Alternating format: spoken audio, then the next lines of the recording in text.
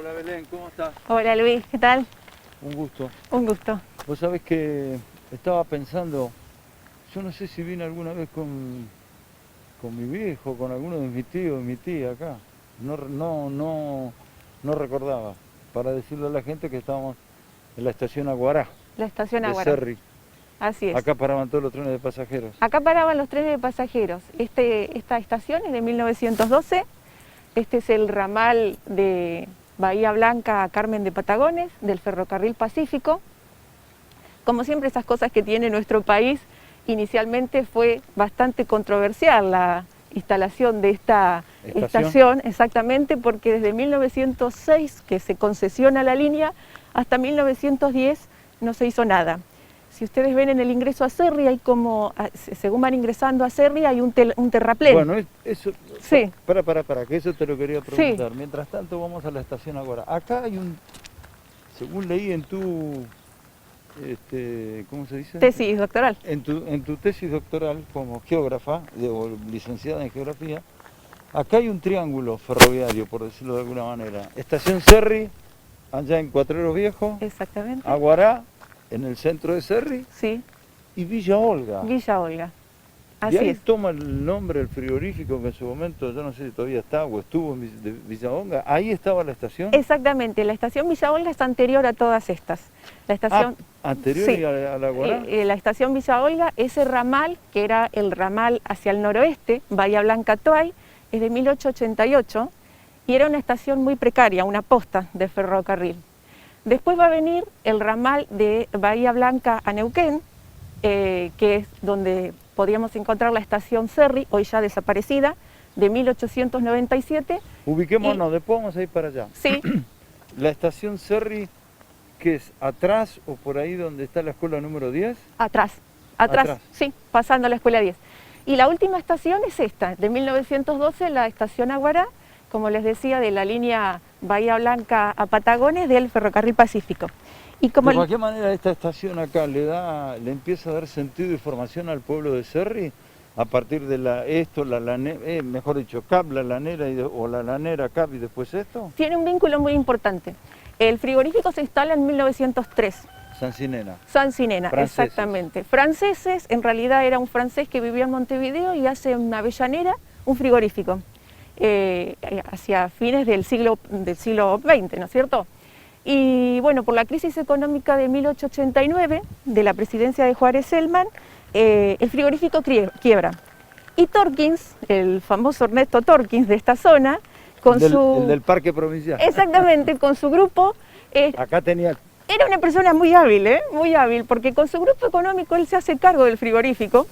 Él era el presidente de Sancinena en ese momento y dice, bueno, hay que instalar distintas sucursales en la provincia. Y dijo, yo tengo unos terrenos allá, en el pueblo de Cuatreros, porque General Cerri recién se va a llamar en 1943. Esto inicialmente era el pueblo Paso de los Cuatreros, por el Fortín, ¿sí? Claro. Y entonces él dice, yo tengo unos terrenos allá, unas 2.000 hectáreas. 2.000 hectáreas. Unas 2.000 hectáreas. Y entonces... ¿Dónde está el frigorífico, la cancha? Se lo vende, exactamente, se lo vende, y por ese hecho es que el frigorífico se instala acá. Imaginémonos, en 1903 acá no había nada. Bahía Blanca ya era ciudad. Esto no era nada. No. Y se instala.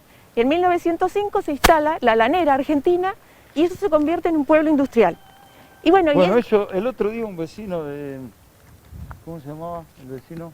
El Norby... Sí, Norby Ramírez. El Norby Rodríguez nos comentaba hace ya un mes y pico, decía, el primer polo industrial del sur argentino. Exactamente. Cerri, CAP y La Lanera. Exactamente. 1903 uno y 1905 el otro. Exactamente. Y bueno, y entonces ahí surge la necesidad de tener cerca una estación de ferrocarril. Como yo les decía, hasta 1910, esa línea que se concesionó, La Plata se fue y no hicieron nada. Cuando ustedes ingresan a Cerri, a mano izquierda, ven un terraplén. Sí, señor. Bueno, eso era inicialmente... Ese terraplén, una historia de la familia, indica que se cayó el Quito Cano cuando era pibe. Se fue a jugar ahí y se cayó el Quito Cano de ese terraplén. Más de una vez se lo escuché contar a mi viejo. Y mi abuelo agarró y lo retó. Está bien. Porque era chiquitito, Está hacía bien. lío de chiquitito el Quito Cano. El Quito. ¿Y andaría en bicicleta también por allá arriba? No sé, sabemos. No sé. Ya no le puedo preguntar a mi viejo, pero él tiene que contar esa historia. Mi viejo siempre que pasaba por ahí, cuando entramos, decía, de acá una vez el tío Quito se cayó, era un pibito, lo tuvimos que venir a buscar, casi se mata, qué sé yo, flaquito. Bueno, no importa. Ese terraplén el que conectaba a las Claro, tres. ese terraplén fue como una forma de disimular estamos haciendo algo. Y quedó en la nada. Entonces en 1910 Pero había una vía ahí arriba. nunca se terminó. Nunca se usó. Nunca se usó. Ah. Entonces son unos metros nada más que se hicieron como para dejar contento al ente regulador. Y en 1910 ahí es cuando empiezan a apretar y dicen, bueno, esta obra hay que hacerla. Y en 1912 se va a instalar entonces acá la estación Aguará, que tenía un vínculo muy importante con el frigorífico. Nosotros pensemos que hasta la década del 50, hasta el año 1954, los turnos de entrada y salida en el frigorífico se organizaban en función del horario en que el tren llegaba y salía para Bahía. Venía la gente de Bahía Blanca, en su mayoría entonces eran trabajadores de Bahía Blanca, no del pueblo. Exactamente, en el pueblo había trabajadores, pero era tanta la cantidad de gente. No nos olvidemos que llegaron a trabajar 1000 y pico de personas. 1000 y pico de personas, entonces era necesaria también gente que venía desde Bahía. Y en esos momentos no existía la Ruta 3 como la conocemos ahora. Venir en colectivo al cruzar el Saladillo, cuando llovía, era imposible. Y entonces hasta 1954 había un desvío de este ferrocarril que ingresaba al frigorífico. Y entonces el tren terminaba en el frigorífico para dejar a los obreros. Eso no lo sabía. Sí. El tren no pasaba por acá, iba rumbo a Patagones, sino que dejaba a los trabajadores dentro de la planta. Exactamente, el convoy que era interurbano, podríamos decir, que era de Bahía hasta acá y de acá a Bahía, y tenía uno, cuando ve los registros están todos los minutos marcados, ¿no? A las 8 el tren sale de tal lugar, a las 8:05 para en tal estación. Bueno, más o menos unos 20 minutos después llegaba acá. ¿Y había conexión entre la de Villa Olga, la de Aguará y la de Cerri, o eran líneas diferentes? Son líneas diferentes. La de Villa Olga era hacia el noroeste, hacia Tuay, era otra línea de ferrocarril. Iba para La Pampa. Exactamente. La de Estación Cerri era hacia Neuquén, era ferrocarril sur, y esta era ferrocarril Pacífico hacia Patagones. Son 3 ramales distintos. ¿Terminaba en Patagones?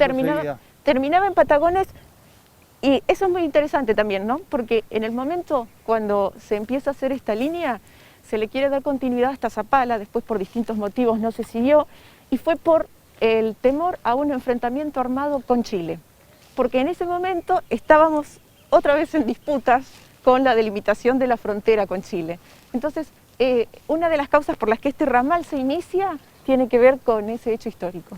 A ver, ¿podemos ir, Cristian, un poquito para arriba? Ahí hay un detalle de la modernidad que no tiene nada que ver con aquellas antenas de DirecTV. Quiere decir que acá vive gente. Sí, esto es mucho más amplio, ¿sí? Atrás están algunas edificaciones, que era donde vivían los encargados y demás, y vive gente, sí, está ocupado. Acá se habrán, como la mayoría de las estaciones ferroviarias, se habrán tejido historias de bienvenidas y de despedidas, ¿no? De amores y de desamores. ¿Quién sabe? Es cierto, ¿eh? Y como la mayoría de las estaciones que han quedado a mitad de camino han sido totalmente desarmadas y seguramente se han robado todo, ¿no? Sí, esta todavía podemos decir que la encontramos en pie. No pasó lo mismo con la estación Cerri. Acá estamos hablando de una edificación de principios del siglo XX.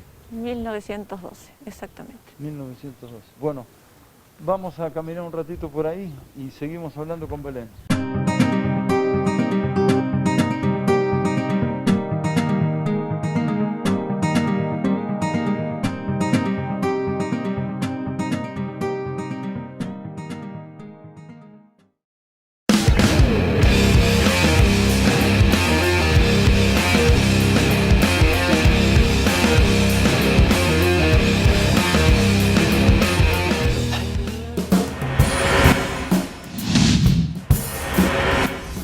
¿Estas son construcciones como las de Bahía hechas por los ingleses? Exactamente, sí, todas estas líneas fueron concesionadas a los ingleses. Todas las líneas de ese momento, de principio del siglo XX, las empresas inglesas eran las que se ocupaban. ¿Y acá como había agua, todo ese tipo de cosas o no? ¿Qué sabes? Bueno, acá Porque ellos tenían esa cosa maravillosa de los ingleses. Tienen algunas otras cosas que son como la mayoría de los pueblos, cosas buenas y cosas malas, forman parte de la humanidad. Sí. Pero el manejo constructivo, el manejo, diríamos, colonial, de asentarse y hacer cosas para La posteridad, los tiempos, exactamente. y proyectar y qué sé yo, y el agua y todo ese tipo de cosas. Sí. Porque esto tiene más de 100 y pico de años. Exactamente. 110 años. 109 años cumple este año. Aparte, el detalle, ¿no? Porque si uno mira el detalle ornamental en el labrado, en el metal, pensemos que acá prácticamente era una estación en el medio de la nada, ¿sí? El frigorífico había empezado hacía 3 años, pero el crecimiento demográfico en Cerris no era exponencial como sería más tarde. Entonces, los detalles con los que cuenta son muy interesantes. Y con respecto al agua, bueno, ese es un hecho bastante interesante. El primer lugar en tener un sistema de agua fue obviamente el frigorífico. Y el frigorífico... ¿Con la perforación? Exactamente, y el frigorífico... Eso es una barbaridad para los tiempos actuales. Sí. ¿No? Estamos en pleno lío de hace décadas con el agua en Bahía Blanca, ahora ni te cuento, y ahí se pierde agua. Y En 1956 se habilita ese pozo. Es fabuloso en realidad, es fabuloso que se le pudiera dar un uso, pero son litros y litros que se pierden y se pierden. ¿De agua de primerísima calidad? Exactamente. Un pozo a 750 metros de profundidad que sale con una temperatura casi de 70 grados, ¿no? Exactamente, sí, y uno puede tomar mate y no se lava la yerba.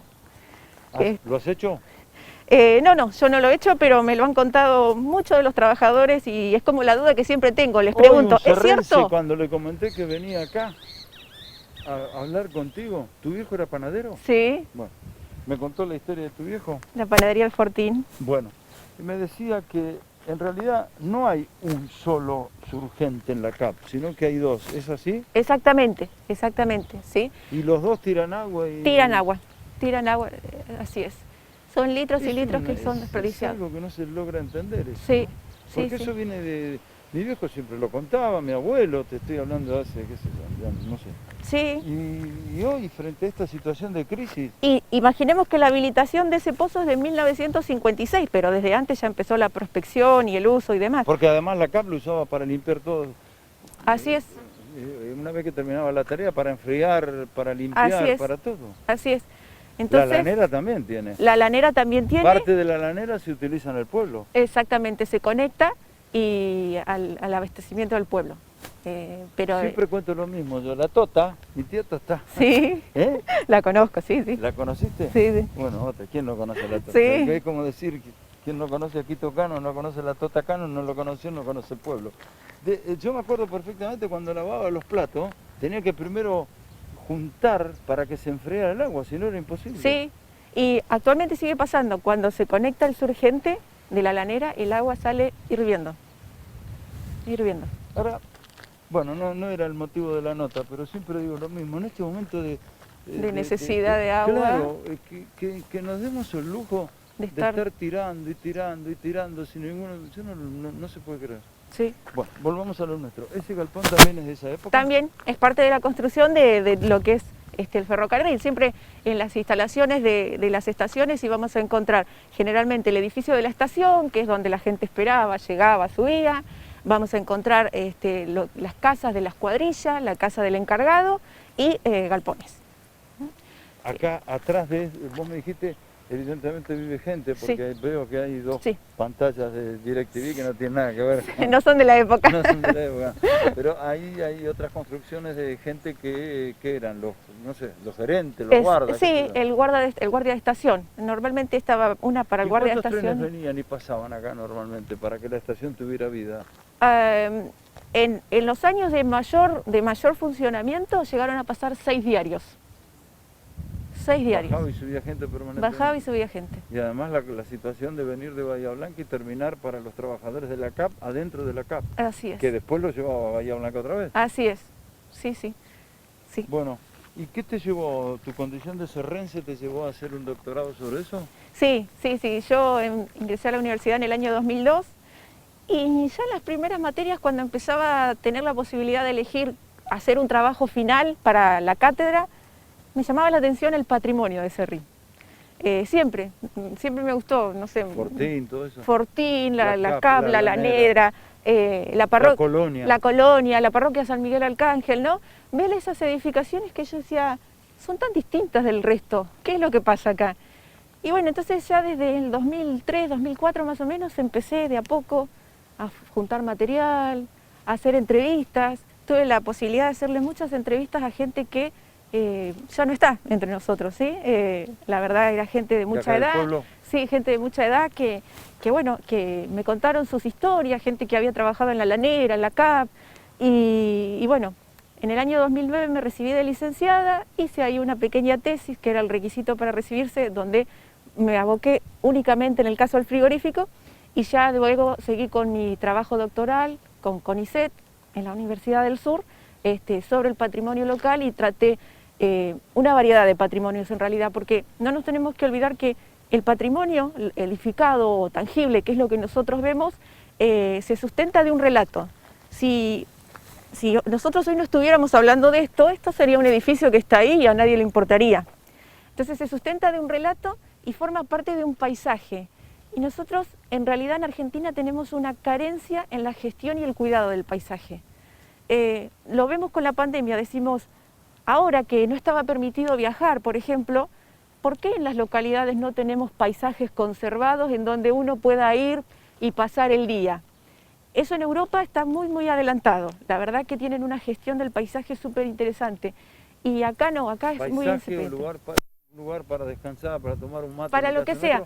Pero que tenga sustento en la historia. Claro. Porque acá si no le pones historia, esto es un claro. montón de ladrillos que pusieron los ingleses hace 110 años. Pero... Claro, entonces el paisaje, solemos decir los que estamos en estos temas, que el paisaje es el patrimonio de patrimonios, ¿no? Porque engloba esta cuestión de lo material, lo inmaterial, que es lo que estamos hablando, el relato, lo cultural, que es la construcción, lo natural. No nos olvidemos que acá estamos a pasos de la marea, del Cangrejal, como decimos la gente de Cerri, y que también fue un hecho por el cual el frigorífico se asentó, la posibilidad de tener un puerto internacional. ¿Exportaba de acá? Exportaba. A la entrada el otro día cuando venimos con Cristian, la otra vez nos detuvimos a filmar una de las locomotoras de trocha angosta, que el frigorífico tenía 2 o 3, ahí hay una que está... Sí. Es una pena nada más que eso, está toda podrida, toda... Parece que fuera otro lugar cuando uno lee las crónicas de la época, por ejemplo en el diario La Nueva Provincia, ¿no? Porque cuentan, en 1903 para la inauguración del frigorífico, vino una comitiva desde Buenos Aires. Ellos llegaron, durmieron en un hotel en Bahía y a la mañana siguiente temprano en el puerto de Ingeniero Guay tomaron un vapor, un barquito, para llegar acá. Y llegaron acá en barco.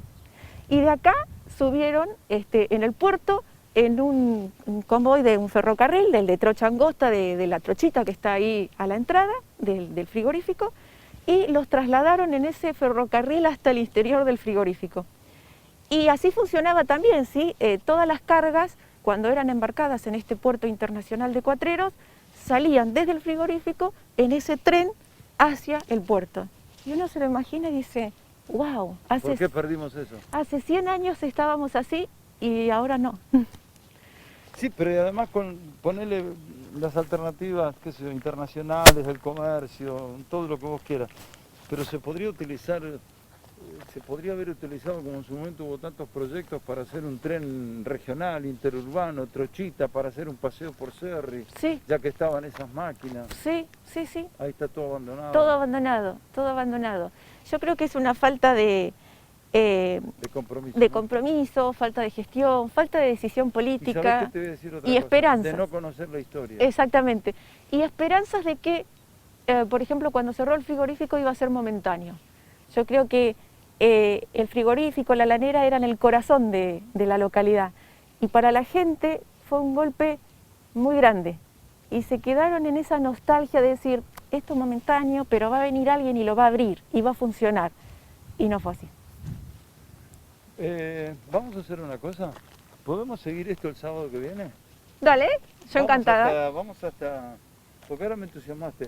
Pues sí, porque hay otra cosa muy interesante que leí en tu tesis, que yo no lo había pensado, obviamente, porque no lo estudié, pero tiene su relación y habla de la importancia de Cerri. ¿Por qué se le dio esa importancia? Y cómo fue que tuvo que hubo y se desarrolló ese primer polo industrial del sur del país, no de la provincia, del país. Del país. Con la lanera, con el frigorífico primero y la lanera después. Pero quiero hablar de otro tema y vamos a ir hasta, lo dejamos pendiente, vamos hasta la estación Cerri. Dale, ¿La dale. seguimos el sábado? La seguimos. Dale, gracias. Gracias.